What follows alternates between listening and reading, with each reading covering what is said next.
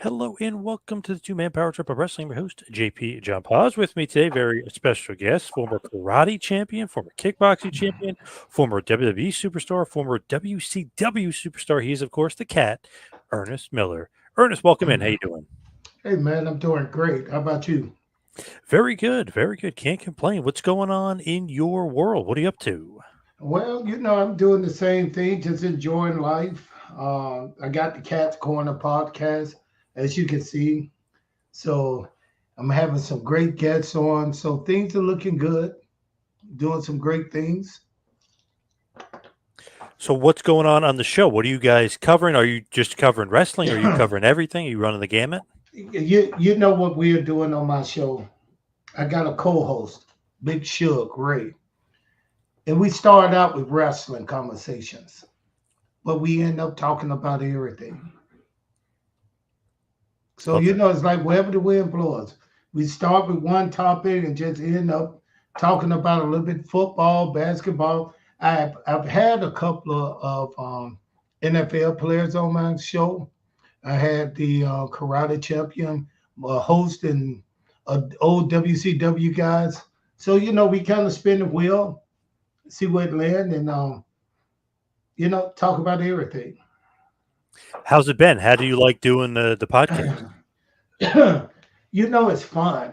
It's fun. It's just like having a conversation with my old friends.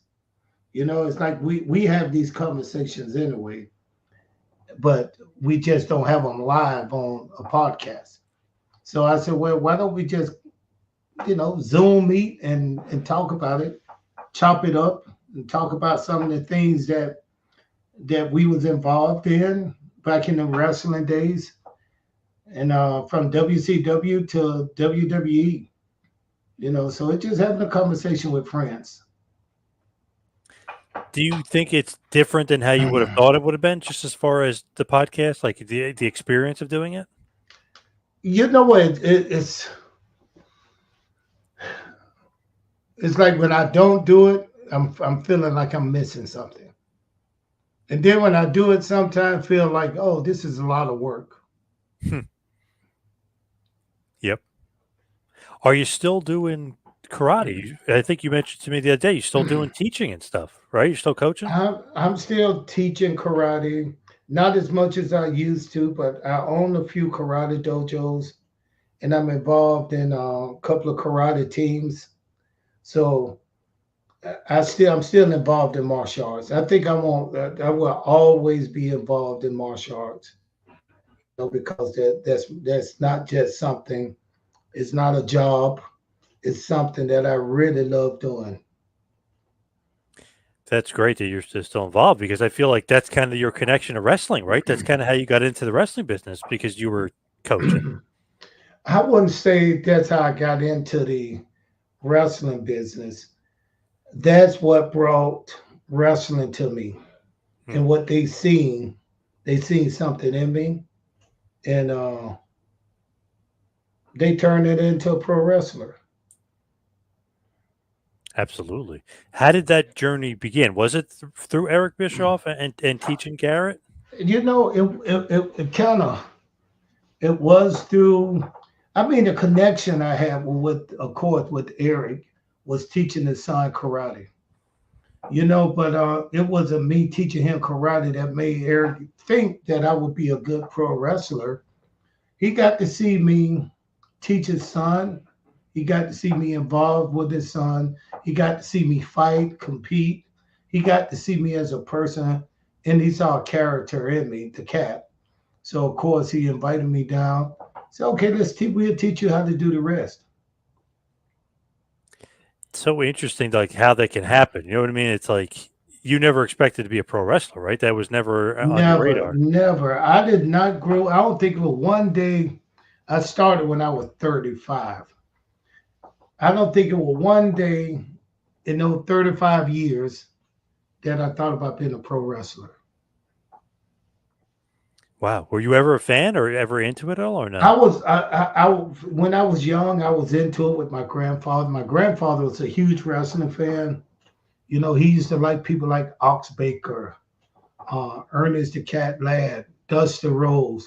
So he was a fan of it, and I used to watch it with him. But I thought it was kind of silly, bunch of guys running around fake fighting. So it was just past time when it came to watching wrestling for me. It was just something just to pass the time. I wouldn't rush on at 8 o'clock to sit out in front of the TV to watch pro wrestling. But if I would go past the TV and pro wrestling was on, I heard my grandfather laughing and enjoying something, I would sit down and watch a little bit with him. That's great. Spend some time with him. Oh yeah, yeah, yeah. Spend some time with him. Yes. So, how did you kind of get into martial arts? We'll get back to wrestling, but how did you get into martial arts, though? How did that journey happen? Man, it was just something I wanted in my life. I was young. I watched a couple of karate movies, and I said, "That's what I want to do." And not just for the time, but I said, "That is what I want to do in life. I want to be a karate star, martial arts star. I wanted to be a karate instructor. I wanted to be a black belt. Everything I wanted to be when I was young involved martial arts." Was it Can, any movie in can you hear particular? me? Can you Yeah. hear me? I don't know. I've Yep. been yelling. I've been yelling at classes all day today, so I'm a little hoarse, a little bit. So Yep. Yep. I got you.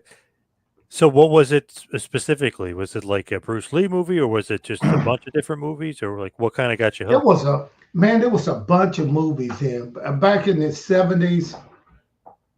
It was like music and karate, all that put in together. It wasn't hip hop, but it was kind of like good music. And then they had a bunch of guys kicking and punching. So I was like involved in all that. I love music. I love James Brown. I loved some of the good old music they had then. And then when you put that with guy kicking and punching, I was in heaven. Love the James Brown stuff because you incorporate that later on into your gimmick. I love I that. did everything I watched there, man. They also had Muhammad Ali. And at that time, Muhammad Ali was like the big mouth of the South. He did a lot of talking. He did a lot of ass kicking. He kicked a lot of butt. So it was fun. It was fun watching him and watching those guys go at it. I was just watching him and Foreman, the rope-a-dope, the other day. It's crazy. Thought Foreman was going to kill him. You know what I mean? When you think about it, and then the hype going into it, and Ali psyched him out. It was a great show. That's what it was. He put on a show. Now that was entertainment, and Yep. for me, that was entertainment. So if boxing was almost like pro wrestling back in those days. Today you see two guys fight and you can't pick the winner. You can't pick a champion. You can't pick the guy that you really want to go for because you don't know any of them. You don't even know some of the fighters' name now. Back then, it's like they had 3 or 4 fighters. Muhammad Ali, Big George Foreman. They had some good fighters back then, and you know a lot of them by name. So it was Smoking like, Joe. okay, Yeah. yeah, Smoking Joe is like you, Joe Frazier. It's like you just you in your own world. You can pick who you want to pick. You have people you can cheer for. Definitely. Ken Norton, Chuck Wepner. You had all those See, awesome guys. who in the hell was Chuck Wepner? I've never heard of Oh, that name in my life. oh, big white guy. Yeah, he actually. That's why. That's why. Yeah, Big white he guy. Okay, all right. he I actually was wrestled into the too. big. Oh, did he? Yeah, he actually. Yeah, I think Andre the Giant. He wrestled. Yeah, it's crazy. He did. So he did some wrestling too. He was he just one of I'm those gonna have to. big tough guys. Never You know, like I'm gonna top have to. perennial top 10 type guy. Oh yeah, he was in the top 10. Let me That, see. Give me your top 10. I'm gonna give you my top 5: Muhammad Ali, George Foreman, uh, Who else? Who else? Who did what I put up in there? I know y'all want to put Joe Frazier up in there, but I'm gonna go ahead and put Joe up in there too. Joe Yeah. Frazier. Yeah. And who else did they have there? That was Sonny pretty Liston. good. No, man, not that far back. Shit, that was Oh, in that was in 1920s. I thought we were talking Not old that far school guys. back. Yeah. No, we're not going those guys. Just at those times. George Foreman came along kind of late. Yeah. Yeah. George Foreman came along kind of late. Were you a Tyson guy, a Mike Tyson guy at all? I was never a real Mike Tyson guy. I was never. Now, I was a guy at the time with Muhammad Ali and Joe Frazier. Those are the fights that I had. Then you got Big George Foreman came in, and then you had what's the guy, man, who beat Muhammad Ali, and then Muhammad Ali asked Mike Tyson when Mike Tyson got ready to fight this guy. Oh, Trevor Muhammad Berbick. Ali said, no, Muhammad Ali said, get him for me. And he was a much older fighter then, just like Muhammad Ali. When Muhammad Ali fought this guy, he wasn't in his prime. He was older. So the guy just beat him up pretty bad. Beat Muhammad Ali up pretty bad.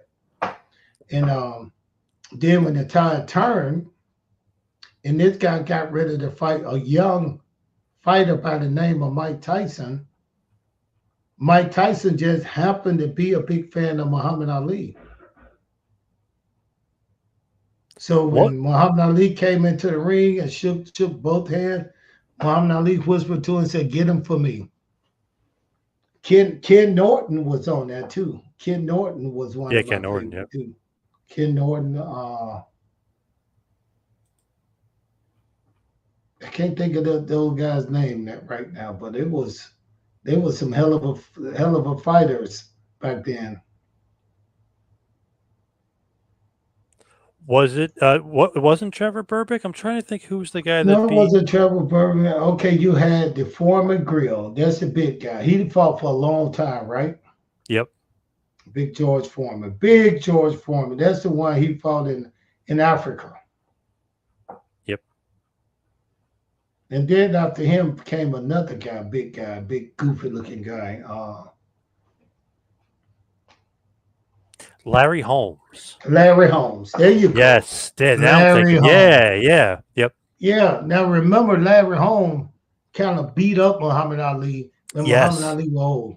And then Tyson destroyed him. And then he got in the ring, same thing, payback. Yep. He got in the ring with a young fighter, just like Muhammad Ali did him. But the young fighter was more of a Ali fan.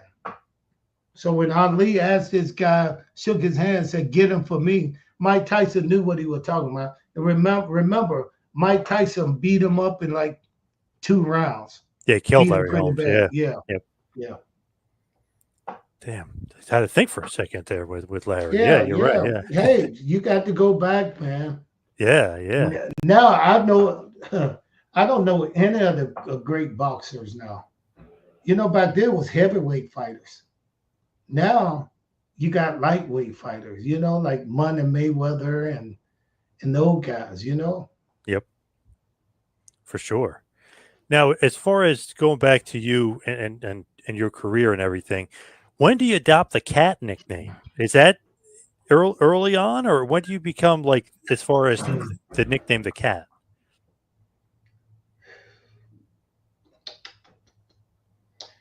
I don't know where that name came from. Really? At first, when I got that, I was Ernest Miller. Ernest Miller, the karate guy. Next thing I started saying Ernest the Cat Miller. And I was like, where did the cat come from? And somebody said that's what they call you now, Ernest the Cat Miller, because of your movement.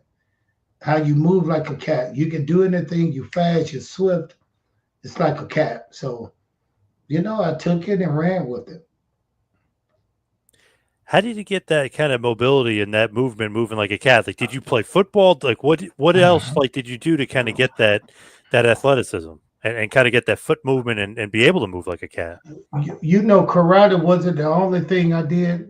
I played basketball. I played football. I played soccer. Very athletic. And during the time I started taking karate, most of the kids like myself who could play basketball, who could play football, athletic, didn't take karate. It was more the nerdy kids who were picked on. Those are the kids that took karate back then. So it wasn't a lot of guys like me in karate. But once I got to karate and started competing and fighting, people said this guy's very athletic. He can do anything. So that's the same thing I did when I got to WCW. You know, a lot of the stuff they told me to do was more for the small guys. But since I was able to do them, they kind of put that into my ring, in my matches. That's the one thing about you that I always find funny. It's like he's a lot bigger than you would think. Just because you move around like Oh, that, I think people don't no. realize how big you are.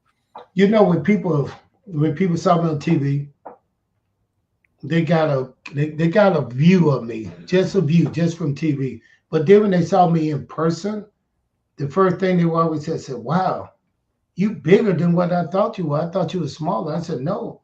Yeah. This is some of the guys I'm in the ring with. Most of them were 6'7", 7 feet tall. You know, they big guys, man. Scott Hall and Oh, Nash and those guys are huge. Hogan, those guys are real tall. Goldberg. So in the ring with those guys, they wasn't that much bigger than me, but they was a little taller and a little beefier than myself. So you could see it. It look kind of make me look small, you know. yeah, definitely. That's true. And then you see you in person, you're like, wow, you're actually like way bigger than I realized you were. It definitely Oh, seemed oh, bigger. Yeah. oh man, yeah. So with pro wrestling, right, the training and everything, do you find that to be harder or easier than training for like karate and kickboxing and stuff of that nature? Like, what did you think was harder for you? Karate because I pushed myself. Karate, I had to compete against guys just like me. You know, guys who wanted to fight. You know, when you, I really back in those days, I was in the martial arts because of the karate and the competitive nature of the sport at that time. Everybody learned karate to really fight in karate tournaments and compete against other karate guys. So I trained real hard just to be great, you know, and that was just the work I put in. Now, pro wrestling was a little different. Wrestling was more, you got to learn, you got to have good timing. It's just collecting a combination of things to create a character. Because I was talking to Boss Rutan, and he was saying, because he did some pro wrestling too. He said he hated the training aspect and the bumping and stuff. He said he'd much rather do the fighting and stuff just because he didn't want to take bumps too much. He said it was too much for him. But remember with me, you asked me which did I like the best. Yep. They were both the same. I know that sounds funny. It's the Mm. same. Because remember, I was a rugged kind of martial artist. I was already fighting, playing football. I have football season. After football season, I come back to karate class. Then I leave for basketball season, high school basketball, all the way up through college. So, you know, me, it was like I was prepared for wrestling because I got to practice my wrestling stuff, and then I had karate classes at night. And the wrestling, falling down and all that stuff really didn't bother me. You were ready for it, like you said. You and obviously playing football, you used to be the physicality as well. Yeah, yeah. So when they bring you into WCW, where do you go? Like, do you go to the power plant and train, or like where do you go for training? You know, when I came into wrestling, they did sign me to a contract to go to the power plant to be trained by some of the best guys around. Sarge, Pistol Pez, Watley, Jody Hamilton, uh, some of those guys, and Sarge. I mean, these guys right here were good teachers, but It's only so much you can learn inside a class. You got to be out on the road in different Yep. situations, different matches, different places. Cause really all run together.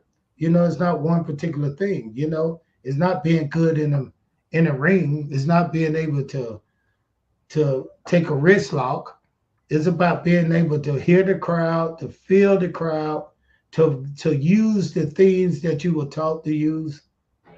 And it was good timing. You had good timing too. So did you go there much though? Did you do a lot of training or not really? As far as No, power plant? I did training. I trained. I mean, I trained about until I went on TV. Once I left the power plant and I entered the world of actually being a pro wrestler, I mean the business on the road, traveling. You didn't have time to go to the power plant. My classes was on the road. You know, I had to learn. See, a lot of people don't understand this.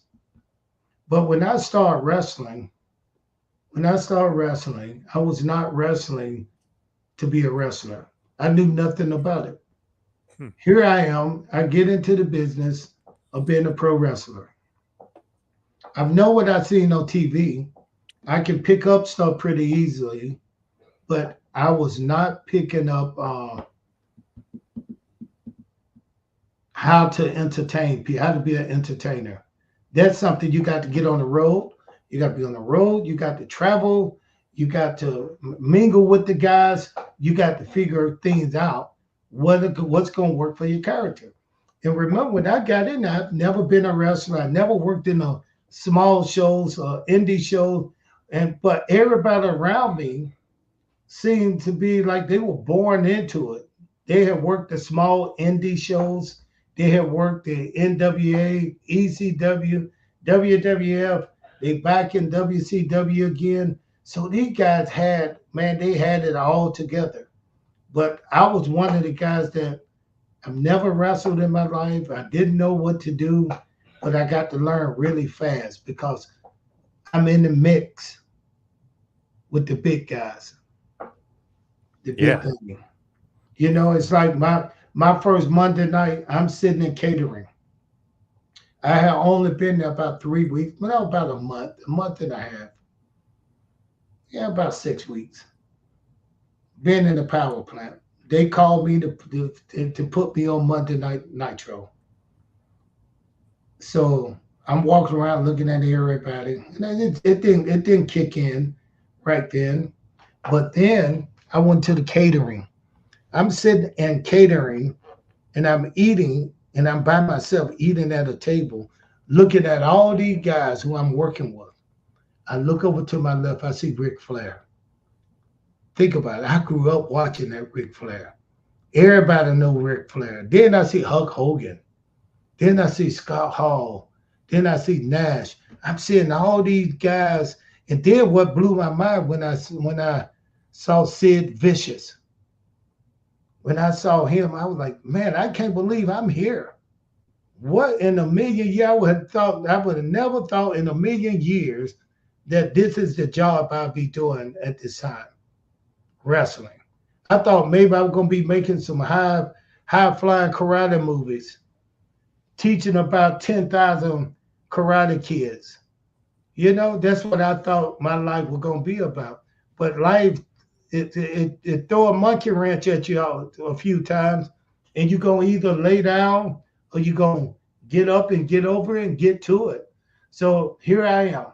I'm a pro wrestler. Okay, this is what I am right now. I'm a pro wrestler. So I got to get into it. I got to figure out how to be a pro wrestler. And I was surrounded by the best. I was surrounded by the best. When I was surrounded by the best, I had the Macho Man. I had Randy. I had some of you can pick them and name them. You know what WCW looked like in the 90s. Oh yeah. All the major superstars was there. And if I wanted something, we had Terry Taylor. He's still working in the business. If I did not know how to do something, of what I can say and what I can't say, what I can say and what I can't say, I would ask Terry Taylor, Disco Inferno. These were guys that were really smart in the business. I would say, what do you think about this? How do I do this? What did I do with this? Ric Flair, get in advice. Scott Hall, always giving me advice. This is what got me through college. It's like me going through college with a bunch of smart people, and all I had to do is cheat. Right. Cheat off here. Give me your paper. Did you write this? Hey, did you write this paper before you? Let me borrow your paper.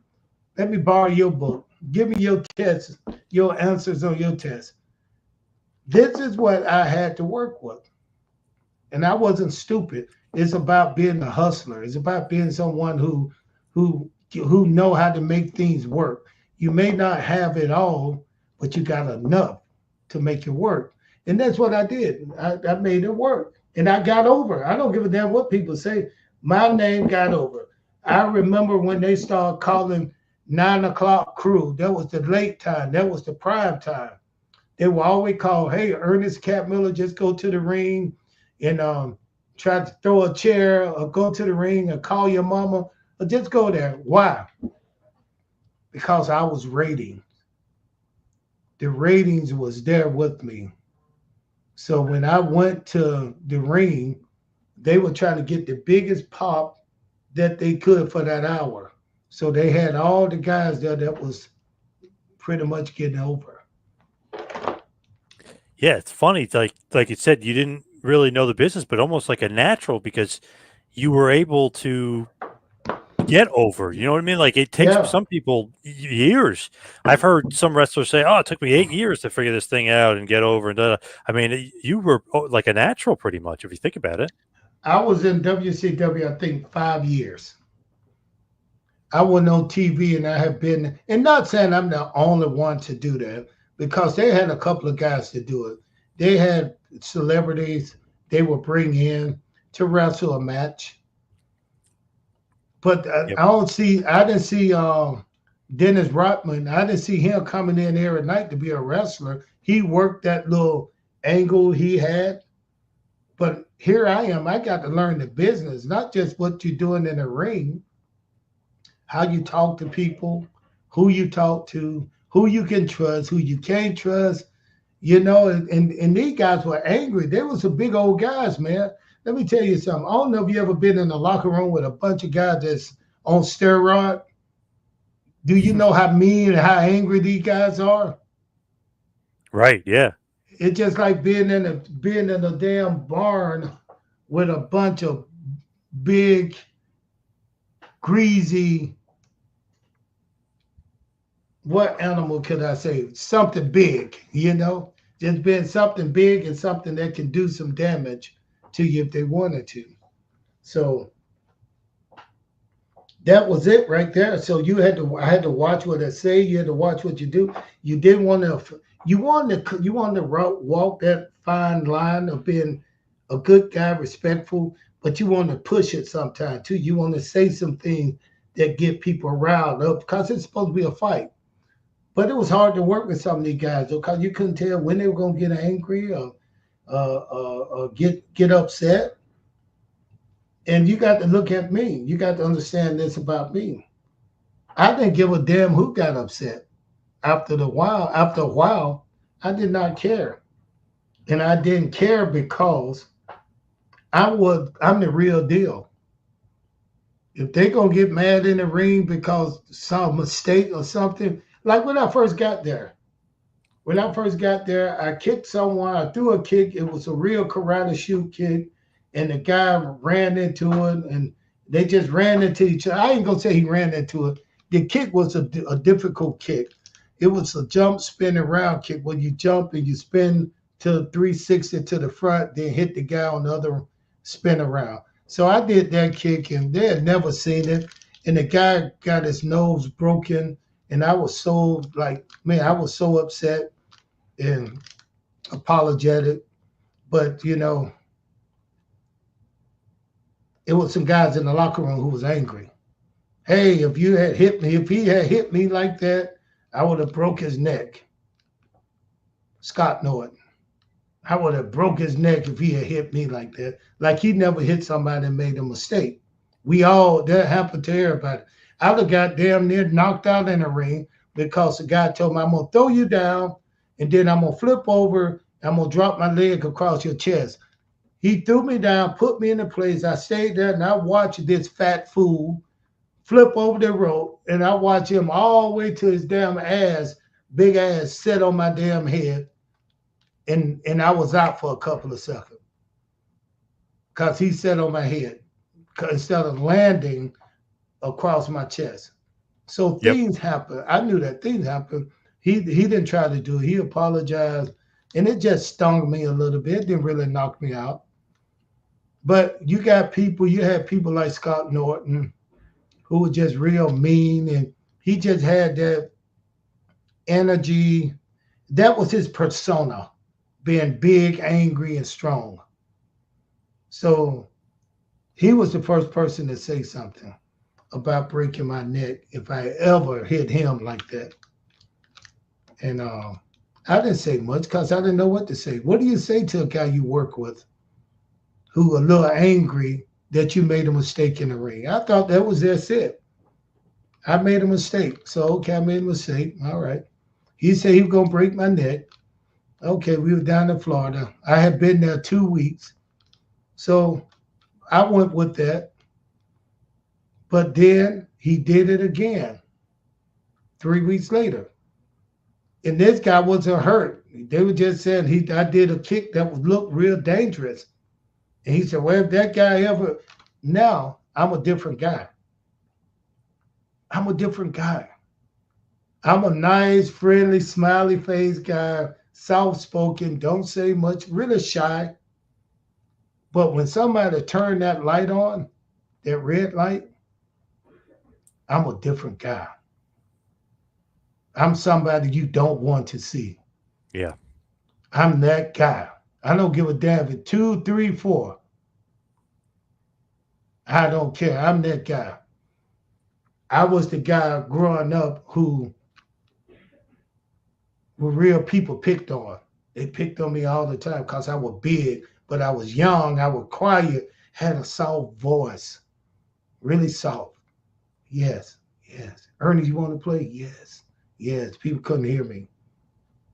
But then they could pick on me, push me around, do that. But when they pick on my brother, I had a younger brother, they open a can. Something is about to happen. They turn that light on. And I remember whooping about 4 or 5 guys on the football field because they did something to my little brother. That's the zone I could go into when I'm upset. Scott Norton got me to go into that zone. And my mouth turned into something else. I stopped stumbling around, stumbling over words. My mind get focused and my words cut just like my technique would have if I had put him on his ass. But when I told Scott Norton, he said he was going to break my neck. I said, listen, I told the guy I was sorry. But you, mister, you're not going to do a damn thing to me. Now, if you think you can, get up and do it right in the locker room. Get up and do it. Anybody in here. That's when I put that hammer and put that nail down. That's when they say, oh, this guy don't play. He's a nice guy, but don't push him. And that's what happens sometimes with these guys, man. You know, these guys were doing all kinds of drugs. Drugs were everywhere. Drugs were everywhere, man. Drugs were everywhere. You see these mints? These are mint right here now. But Right. these pills right here were everywhere. Pills like these were everywhere. People take pills to wake up. They take pills to go to sleep. They take pills to drive. They take pills to sit and wait. They take pills to fly. Man, drugs were everywhere. I was scared as hell because I thought I was going to get in a ring with somebody who was going to be on some kind of drug and couldn't contain themselves or couldn't control the techniques, the stuff we're doing in the ring. It's crazy. You know, it was crazy. So did you and Norton ever get into it physically or no? Oh, I mean, we had a couple of matches. We had a couple of matches. But nothing like no shooting or on each other or anything like that, or nothing where you had to. If I was gonna shoot on somebody in a wrestling ring, I would probably go to jail for killing somebody. I'm deadly, bro. I Yeah, don't play. These hands are weapons for real, but these are not the weapon that they want to go after. The weapon is in my heart and in my head, in my brain. right. I think of ways to do the damage when I want to. So we messed around. He chopped me up in a match. I think Kevin Nash set him out to do that. Hey, Kevin Nash sent he was booking. He had the book. Hey, go out and wrestle the cat. Cat, go out to the ring, challenge anybody. We're gonna sing Scott Norton out, and we tell Scott Norton not to sell for you, just beat you up. So that's what he did. Bang, boom, boom, bang. He chopped me, chopped the shit. The crowd was going crazy. I was just doing my job because I was a heel. You know, I was a bad guy. Yep. A bad guy's supposed to get beat up and then keep coming back, keep coming back, keep coming back. And I did not know this is how it was done. When Scott Hall, when Nash, not Nash, when Scott Norton came to the ring, he chopped me up. I didn't sell any of my things. He made me look like a piece of meat. Boom. But I didn't recognize that till I got out the ring. And a lot of guys saw that. And this is what I'm saying about being surrounded by good guys and bad guys. But they were all superstars. This is when I got out the ring and went to the locker room. And so I get through the curtain, the first person I ran into was Mr. Arn Anderson, who was always good to me, even to this day. He was one of the ones where he was like, hey, son, just do this right here. You have to let it. You don't take much. Just he always gave me good advice. Hey, don't spend all your money. That's the first thing he said. Save your money. This particular time when I came out the ring, working with Scott Norton, Arn Anderson was pissed off. He was like, see, this is what's wrong with the business. People take the business and do anything they want to around here now. This is what killing the business. He said, hey, son, he said, I'm glad you stayed professional. That's what is he talking about? He said, that guy that was not working with you. He took it and did something that he wanted to do. I'm glad you stayed professional. And I was thinking like, what did that mean? I don't understand. I know what he mean that I did everything I was supposed to do in the ring. Sell. But I picked up the phone. Something crossed my mind. Said something not right. It's not right. So I called one of my guys who was sitting at home. Sting. I said, Sting, what did you think about the match? He said, Ernest, when people do that, you were just a piece of meat for him, for somebody to chop on. So he was not selling any of your stuff. He was just on TV. It just looked like he just came in, chopped you up with those hard ass hands, and slammed you through the floor. 1, 2, 3. So they try to make you look bad. I'm like, damn, I didn't know that. And then as I walked down the hall again, a little further, just to get to my locker room. I haven't even made it to the locker room with these guys stopping me, giving me their advice and telling me what they saw. Scott Hall said, Cat. He said, hey, Cat, you know that stuff for real, right? He did like this. You know that stuff for real. Put his hand like this. He said, don't you? I said, yeah. He said, whenever you get in a ring with someone and they don't sell your stuff or they don't work with you, you make them work. He said, you make them work. You make them work with you. And I was like, what is he talking about? Make them work with me. He said, you shoot on them. I said, okay. He said, that guy wasn't working with you. That's all he said. He said that he didn't even say that guy. He didn't point at Scott Norton. He just said, when you get in the ring and you're going against somebody that's not working with you, not selling your stuff, you make them sell. You use your stuff. Or you get out the ring and say, hey, if you're not working with me, I'm not doing this match. So they pissed me off. As I walked down the hall, I started to my mind started to work. Said, man, this guy just made me look like an ass, a complete ass on TV. He probably embarrassed me in front of my family. My mom was probably at home looking at this. Look at my son getting his ass whooped. I've never seen this before. The only fight I ever lost in life, real fight, I got double teamed when I was 8 years old. And I'm going to tell you that story. Yeah. My mom, my brother, and I moved to Fort Benning. She was in the military. And we moved to this where all the military people lived. We didn't know nobody, my brother and I.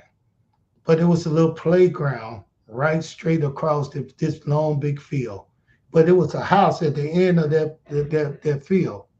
And in lived that house was a guy who was from, he was a black guy from England.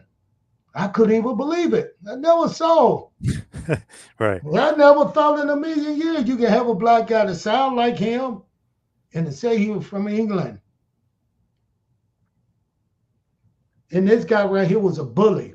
He kept saying he was a boxer. You always saw him in the yard boxing, like he was boxing. Always boxing. And he'll pick on us, chase people. That's why he had no friends. So this black English guy came out, and he used to pick on me and my brother.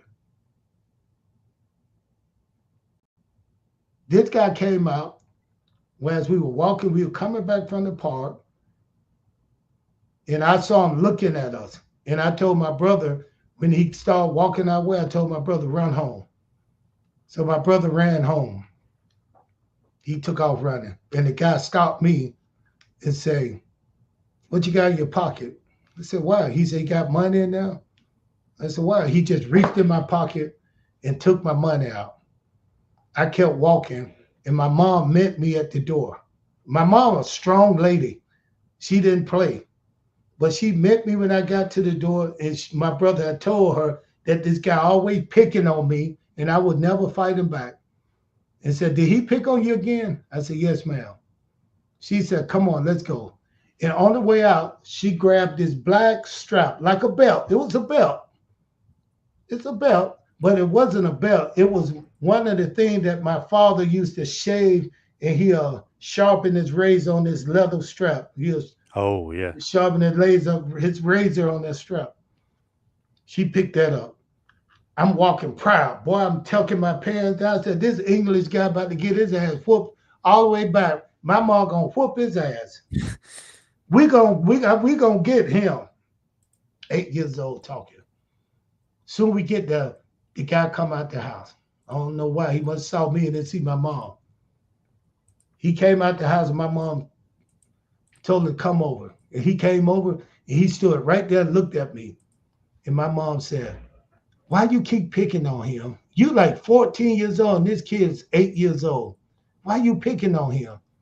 And he was like, well, I was just playing in this English force. I was just playing. He can't take jokes. He can't play. My mom said, no, don't play with him. She said, because you'd have hurt him. You'd have hit him before. Then he said, you hit him today and took his money, right? Then my mom said, hit him back. So I balled my fist up and hit that sucker right in the mouth. Bang! And he stood there. And he kind of took it. And he just looked at me, grinding his teeth like, man, if your mom wasn't here, I would tear your ass up. But my mom said, no, you can hit him. Hit him back. So the kid said, oh, I can hit him back? He said, yeah. So the kid punched me in my eye. I started to cry, tears there, because I've never felt pain like that before. And my mom said, hit him back. She told me to hit him. And I said, no, I don't want to hit him. She said, hit him back. So I hit him soft. And he'll turn around, hit me in the same eye. Bang. So that wasn't a good payoff right there. No. I was scared and I was swinging like a kid. He was swinging, punching me like a grown man. And every time my mom said, hit him again, and I was done. I'm not swinging on this guy anymore. That leather strap my mom had, When I didn't hit him back, guess what I got hit with? Uh-oh. She Strap. went straight across my ass with that strap. Pow! Hit him back. Boom! I hit him. He hit me in the eye. It was like a rhythm thing. She hit my ass. I hit him in the eye. He hit me back in the eye. Then I get hit with the strap again when I don't hit back. So I got double teamed. My mom and this guy beat my ass. But when I got home, I told myself that'll be the last ass whooping I ever take in life. I'll never not fight back. I'll never let people walk over me. That's the only ass whooping I took in my life. And I'm telling you, I fought 15 fights in kickboxing. And every time I got ready to fight, I thought about that story. I looked at the guy. He was that black English guy. He was that black English guy. Anybody I fought, I don't care if they were white, Chinese, or whatever. Whenever I fought him, that was that guy. And I'm going to walk across this ring. I'm going to shake his hand. And then I'm going to pretend my mom is out there. But she's out there looking at me. But she didn't have a leather strap. But hey, well, I'm going to pretend she's going to hit me when I don't hit him. I won 15 fights like that. I won 12 boxing matches like that. I won Golden Glove fighting against people like Holyfield. I could have went into just professional fighting. So I did all this stuff, all because of the heart I have as fighting and the personality and not letting people put me down and I just lay down. So after all this fighting, I tell everybody, I won almost over 30 fights, never lost a fight. That was the only fight I ever lost. So damn, you think I'm going to lose in the fight when it comes to pro wrestling? This is fake. Right. I went back and told this guy I got to get him, but I can't get him like I can get anybody else. I can't throw real punches and try to hurt anybody because then I'll lose my job. I'll lose my job. But I got to get his ass back. So I did it just like they tell me to do. Think about it. Think about it. When I'm doing karate, you don't just throw shit at people. You don't just throw punches and kicks. You set them up. They don't see it coming. Make them look stupid. It's a smart way of fighting. That's what martial arts is. Smart way of protecting yourself. So what happened with this right here? I called Scott Norton. And now I'm still on my way to the locker room now from this match. I still haven't made it into the locker room. It was one more person I was going to run into. And that person was Eric Bischoff. Eric Bischoff being the man who got me in the business. Eric Bischoff being the man who did everything he told me we were going to do. I never asked him to do anything. Once he got me in, I never went to Eric and said, put me here, do this for me. Never. He did enough by getting me there. So I told Eric Bischoff, I said, he said, how you doing? I said, I'm doing good. And I said, Eric, can you do me a favor? And he was like, yeah. Well, I mean, what is it? What do you want me to do? He was the boss guy there. He was in charge.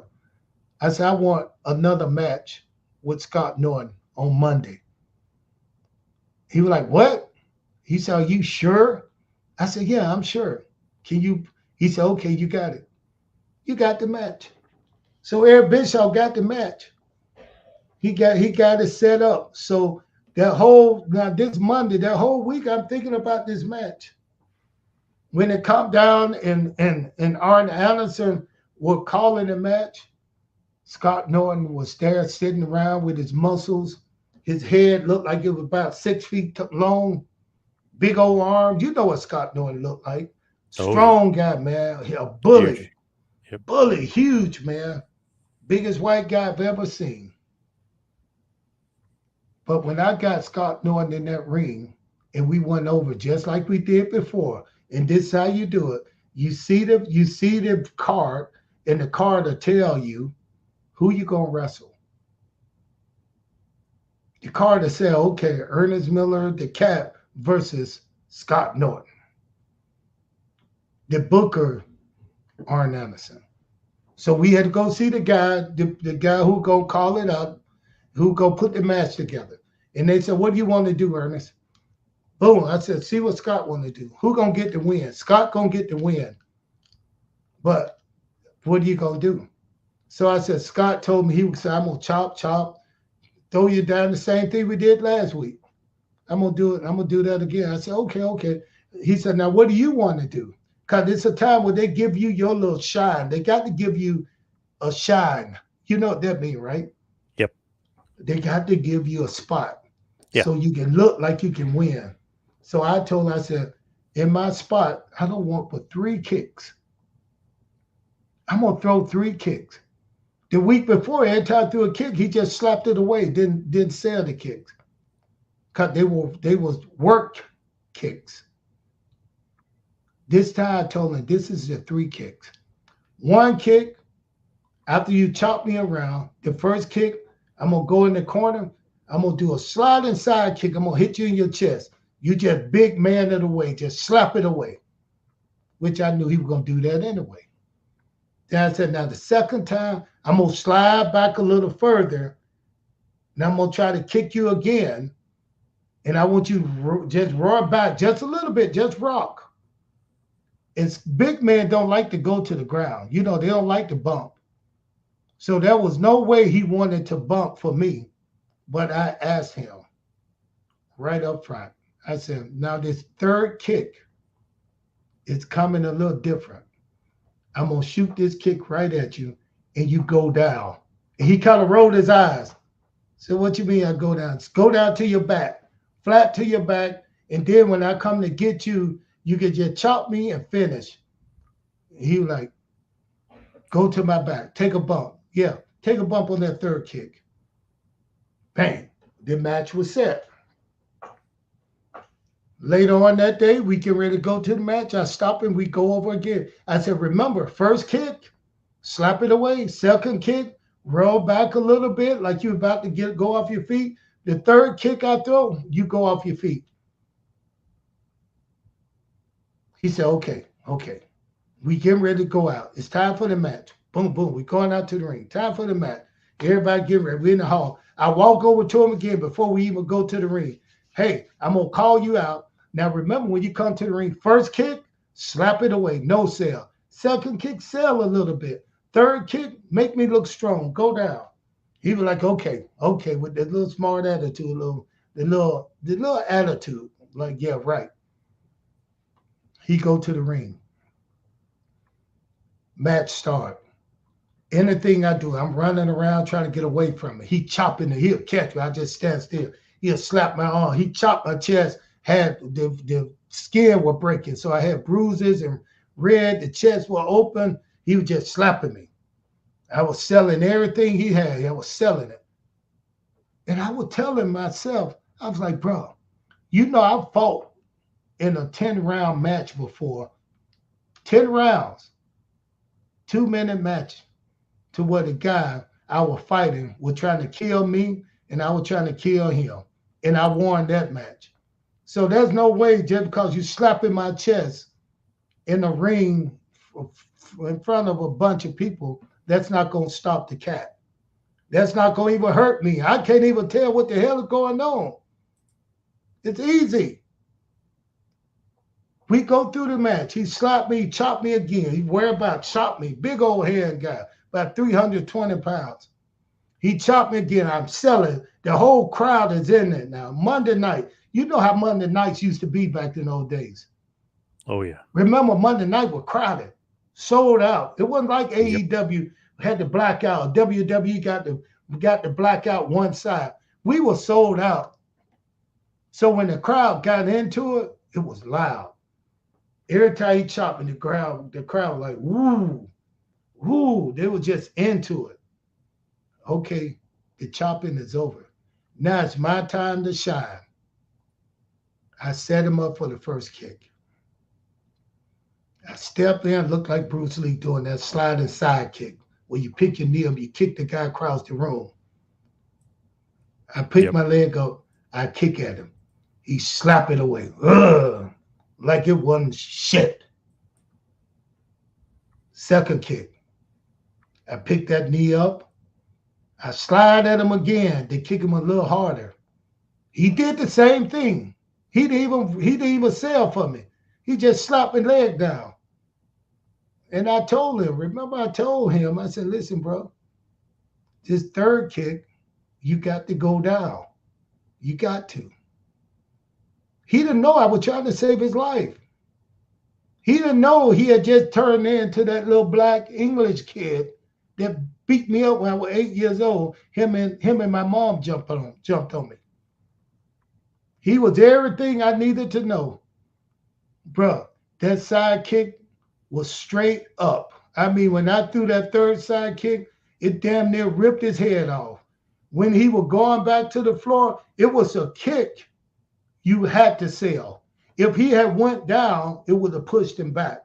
But since he was trying to still power me and stand up straight, the kick, it's a side kick that I practiced on every day at karate when I was young. So straight up side kick to the sky.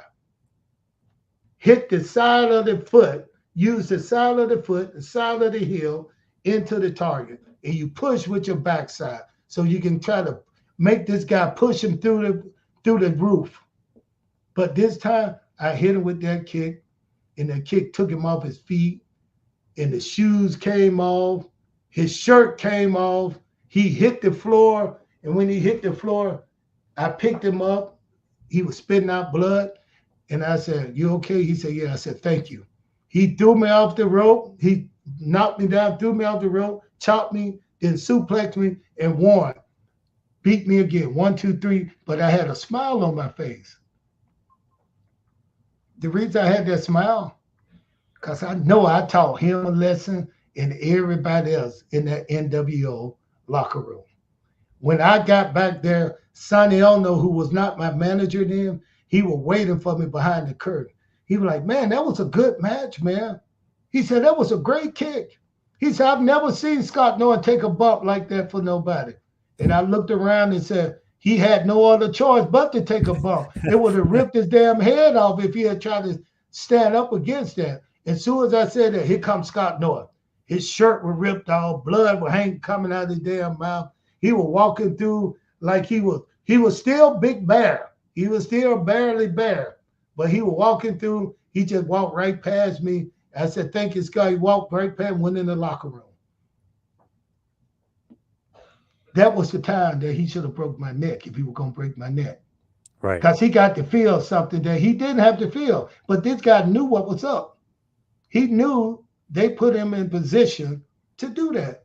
He fucked around and found out. Yes. Don't shoot with the shooter. You know what I mean? You can't do that. Don't shoot with the shooter. And yeah. I did it in a way to where nobody knew what was going on. Nobody knew what was in my head. It wasn't a fight. I didn't throw a combination. I could have threw a combination of punches and kick just to knock him out with one, to trick him. But I said, no, I'm going to let him know what's coming, but he don't know how it's coming. But I'm going to explain to him. Rear back, you can sell the first one, rock off the second one, sell the second one for me. But the third one, you got to go down. He went down all right, but he was forced with the kick. I bet nobody messaged you ever again after that. Sure enough, people really didn't mess with me much anyway. Most of those guys knew. They knew who I was. Right. They knew enough about me coming in that I was a shooter. I was a real guy. I was ahead of my time, just like I heard Mark Henry talking about this. Mark Henry said the cat was before his time. I was doing all this karate stuff, flipping, talking. I was the Muhammad Ali and the Bruce Lee and James Brown all in one package. Yeah. And it was entertaining. I could talk with anybody. I could have fun. I could do anything. All you got to do is get me going. Just like this conversation right here with you. You ain't got to say nothing. You ain't got to say nothing. Just let me get on my story and let me go. And when I first came, I couldn't feel. When we first started, it was kind of slow. It was like I couldn't figure you out.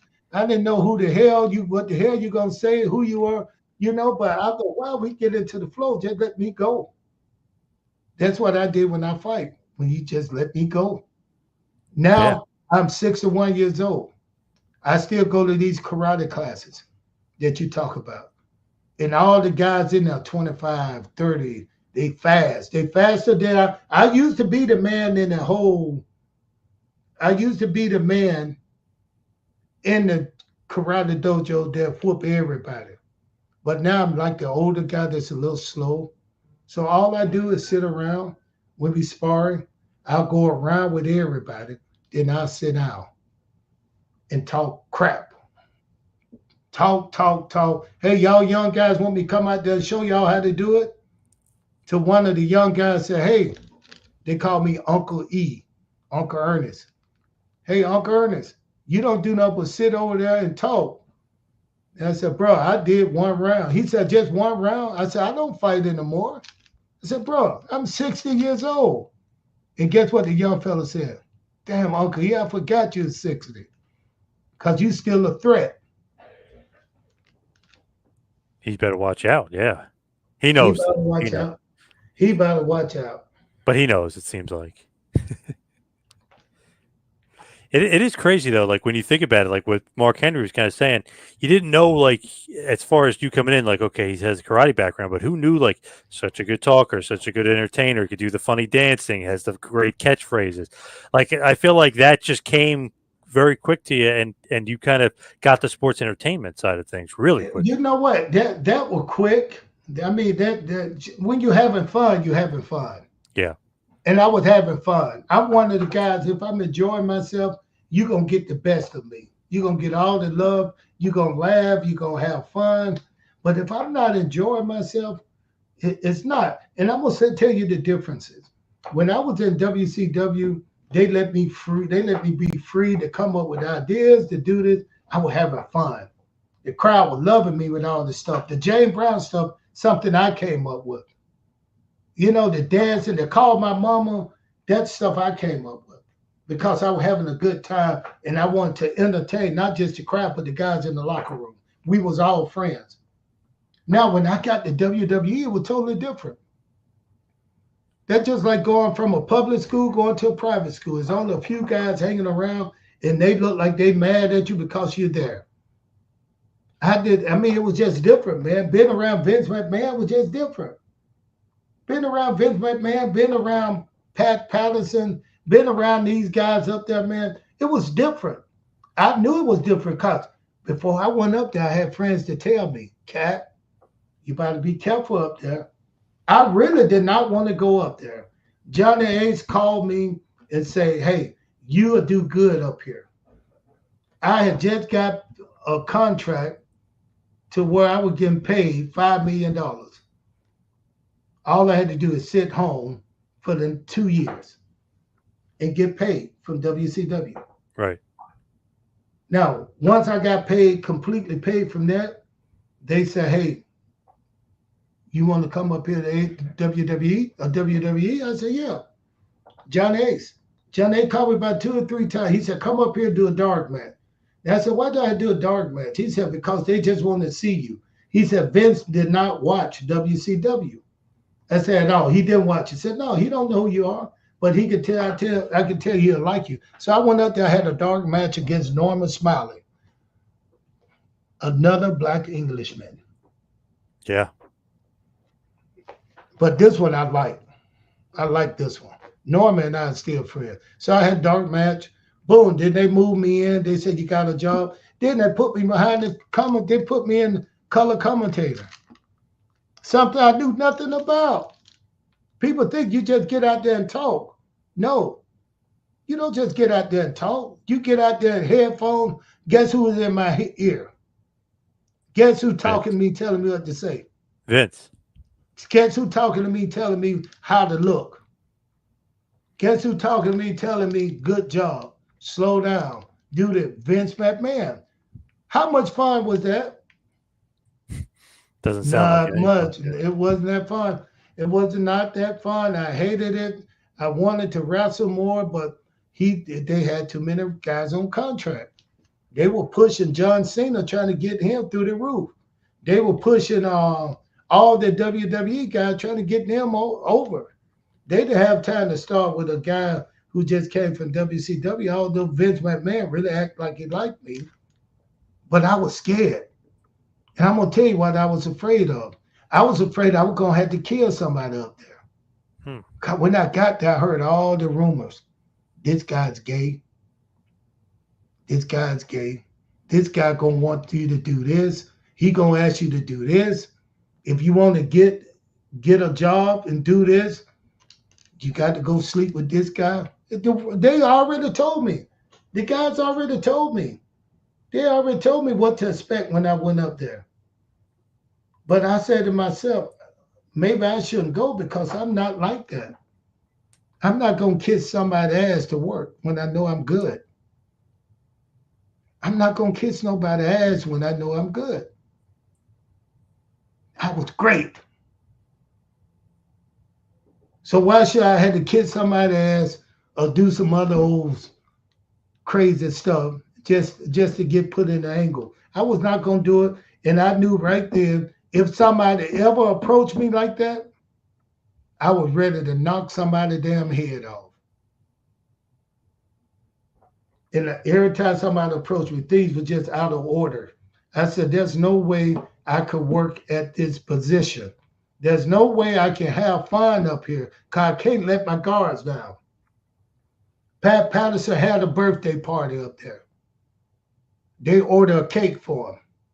This the guy I had to report to about doing the shows and doing what we were going to talk about. They brought in a box. It's his birthday. They put a box on the table. It was Hefner, one of the referees, the twin. He brought in a box. And when we saw Pat Patterson coming down the hallway, and I'm sitting right there, they opened the box and lit the candle. I looked at the cake, and the cake was in the shape of a penis. Oh my God. With the tip, the candle was on the tip. And they started singing happy birthday to him. And guess what he did? He looked at it and said, oh, I can't wait to blow that out. Right. I said, what? He said, I can't wait to blow this candle out. So to me, I was like, this was over. Listen, bro, this was too much. How can I go sit in front of this guy now and try to work when I already know he was having sex with Canadian guys? He was doing all kinds of stuff. And people had just told me they saw him on the elevator kissing a guy, one of the new wrestlers. I ain't gonna tell you the guy's name, but they were straight out kissing. Like girlfriend and boyfriend. This guy had to be about 26 years old, and he was in his 60s. And this before I knew he was gay. I did not know he was gay. And then I had to fly with these guys. We had to go back to New York for Friday morning. We'd come in Monday, Tuesday, then Wednesday we had to fly to New York on Vince McMahon plane. And you got to sit there and act like you're having the best time in the world while Vince sit in front of you. And Vince was really nice. Every time he wanted to make me laugh. He liked shooters. Guys who are shooters, a badass guy. Vince liked those guys. Yep. They told me that before I got there. Vince was too nice to me. He was too nice. It made me uncomfortable. It made me uncomfortable. The only thing Vince did for me that I enjoyed is when I got ready to leave and I was not going to renew my contract. He said, well, the writers can't write for you. I went to him face to face. I said, I want to hear this from you, Vince. He said, what? Sit down. The writer said they can't write for me. That's why that's why my contract is either going to stay the same or we're not going to renew it. And I said, how can a writer not write for me? He said, well, they said they didn't know what kind of storylines to have. Maybe you can come up with your own storyline. Everybody already know. And the storyline had to go through who? Vince. Yeah. In the storyline. Everybody know that. How all of a sudden he gonna tell me I can come up with some story and give them to the writers when I work right there with Vince every day behind the scene, you know? It was just too backwards, man. I mean, things were like out of place. And That's go all the way back to the way I got in. I got in loving wrestling, trying to learn how to wrestle, trying to learn how to interact with the wrestler, entertain the fan. But there's a business side I had to learn too. You had to learn the business. You had to learn to say no to the gay stuff. You had to do that, especially with those guys. You wanted to keep that virgin booty. Yeah. You Definitely. wanted to keep that virgin booty. What you said? Definitely. What you Yeah. said? You said definitely. Yeah. You wanted to do that. And it was going around up there. Everybody know that. Just hush, hush. Everything's quiet up there. Hush, hush. I don't give a damn what they say. I never want to go back and work up there or do anything. Now you can look at some of the stuff. You can look at some of the stuff going on right now up there. You got guys who didn't have good careers there, and they all the way around. They come to Atlanta.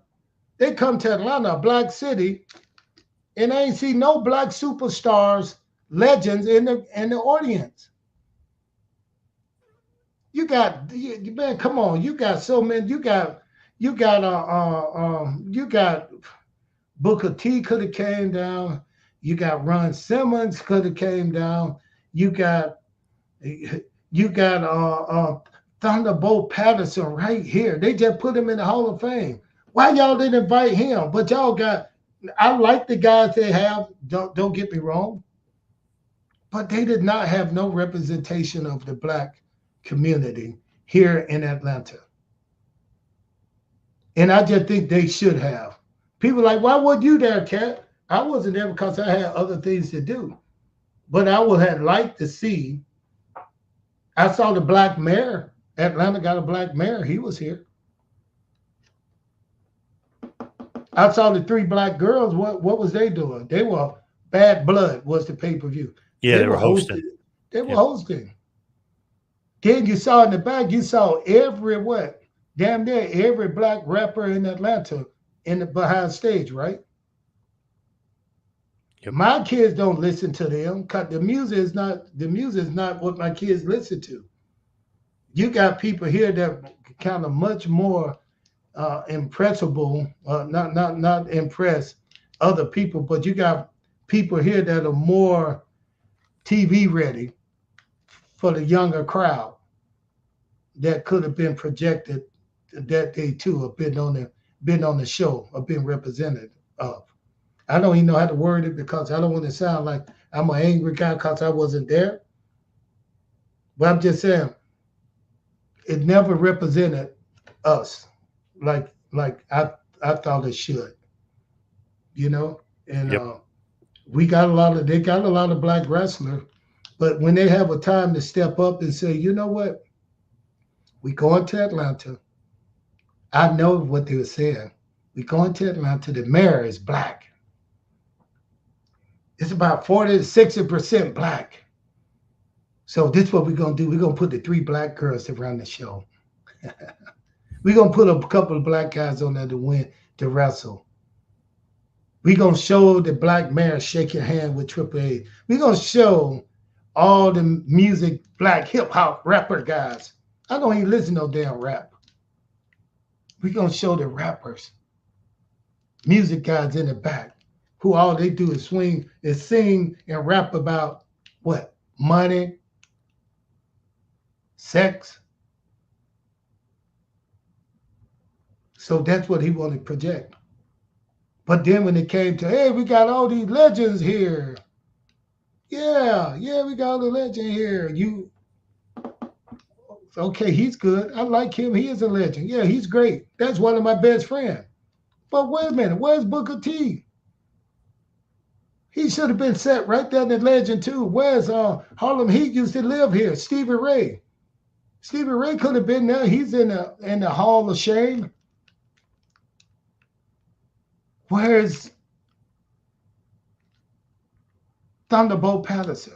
Somebody represent the black legends too, cause they put some work in too. Definitely, for sure. as we hit the wind down here, head towards the finish, I got to ask you this because very curious. How come you didn't do some more acting? You were so great in the wrestler. How come we didn't see the more of you Bro, in the acting world? I've been in about 10 movies. I don't know what you're talking about. I've been in Blood and Bones. That's one of the best karate in the neighborhood. If you could go come to Atlanta, you could go in the barbershop, black barbershop, the black community. That's one of the best movies. People love that movie. I'll have to check that I out. did Okay. black. It called Blood and Bones. I did the Legend of Bruce Lee. I played Ernest Shaver over in China. Big movie there. It's here. It's on some. I think it's on Netflix here. I played a military guy on a couple of episodes of MacGyver TV show. Bro, I could do whatever the hell I want to do. Yeah. I'm happy now. I don't have to be a wrestler. I don't have to be a karate teacher. I think about my career. I've been a pro wrestler. I've played pro football, pro athlete, karate, world karate champion, world karate champion, not just a champion, one of the top world karate champion, actor, not in just one or two or three movies. I was in a co-star actor in one of the biggest movies ever made. When some people said one of the best movies, The Wrestler. Yeah, you were I awesome. was coach. Yeah. I was co-starring with these guys. I was up there with my picture with the star, Mickey Rourke. The Ayatollah. Yeah, you were awesome. And then I've been in the wrestling, not just a wrestler, but I've been in the two biggest companies around, WCW, WWE, and I've worked in TNA and some of the Impact Wrestling. I've worked in some of those things too. But think about their career. I was at a celebrity golf tournament with some major stars, I mean, Doug Flutie, Jim McMahon, Dominique Wilkins. We all sitting around. We had just got into Cody, Wyoming. We sitting around the night before the tournament, everybody getting to know each other. And a few people there knew me. And I was talking to everybody. And I got up to go get something from behind the table, get a drink. And I heard one of the guys, I heard Doug Flutie said, "Who is that guy?" And one of the guys stood up and said, "Oh, he's this badass karate guy. He been in movies. He been a pro wrestler. He been, just laid my career out for me." There's somebody else talking. And that meant so much to me to listen to that, to know like, man, I've done a lot in life and continue to grow. I'm taking care of right now. I'm doing I'm doing business because people know me. And it's not people who know you, it's people who want to work with you. I got a construction business going. I'm doing teaching, got my karate stuff going. Life is good. I got a couple of movies coming out. Glacier and I got a movie coming out. And I can't tell you when it dropped because they told me not to say anything, but it's dropping really, really soon. And it got me, Glacier, Luther Big, Larry Sabisco, Tonga. Got a lot of good people in there. That's why it got DDP in there. And I'm just trying to remember off my head because we shot this movie about maybe 3 years ago with the pandemic kind of held it up a little bit. So I got that movie coming out. The Unbreakable. It's called The Unbreakable. And then we got another movie coming out with Michael Jai White. He's a karate guy, blood and bone guy. We got a movie. I'm in the movie with him, and it's called Troubled Man. So I got a lot of stuff going on, man, and I'm happy with it. And, I feel so good. I even decided to come on this podcast. I don't even like doing these things. I'm glad you did. I appreciate that. I'm glad you did. And I want you to tell the world, too. Tell Hell the yeah. truth. You asked me one time, how many times did I ask you to pay me? 0. That's what I'm saying. I do this because I want to. I don't do it because I have to. You're the man. Yeah. I So remember Where could everybody find you, social media wise, the podcast? Like, where can everybody connect with you? Well, if I'm on Instagram, I'm on all the social media outlet. I'm on Facebook. You can see right now my sponsor is Resite. There's a construction company that sponsor my podcast. We got some great people on there. You go to YouTube, go to the Cat's Corner podcast, subscribe, listen to it. We got some good story. I got story with interview with Goldberg, Mark Henry, Bret Hart. I got everybody on there. And I got people that's coming on too. I want to get Jimmy Hart on. I want to get Hogan on. I want to have some conversation with these guys too. So, I like to get the guys that I want to get right now real for myself. I like Abdullah the Butcher, Thunderbolt Patterson. I got a whole bunch of people coming on right now. But right now, you can go there and listen to what I have and enjoy it. Love it. Ernest the Cat Miller, thank you so much for all the time tonight. Really appreciate it. Okay, brother. Thanks for having me, and look forward to listening to this and watching this and looking at some of the other stuff you have. What can I see your podcast? Two-man power trip. We're on YouTube, we're on Google, Spotify, we're pretty much everywhere. But yeah, we had a lot of good guests on through the years for sure. Oh yeah. Oh, so you've been years? Yeah. I've been running. Yep. Had a bunch of good guests. Yeah. So this show you that you go one subscriber at a time. You don't try to boom get 100,000 right away. It take a little work. Yeah. Organically, you got to grow it. Yeah, for sure. Yeah. Definitely. But Cat, thank you so much for all the time. Appreciate it, man. All right, brother. Thanks for having me.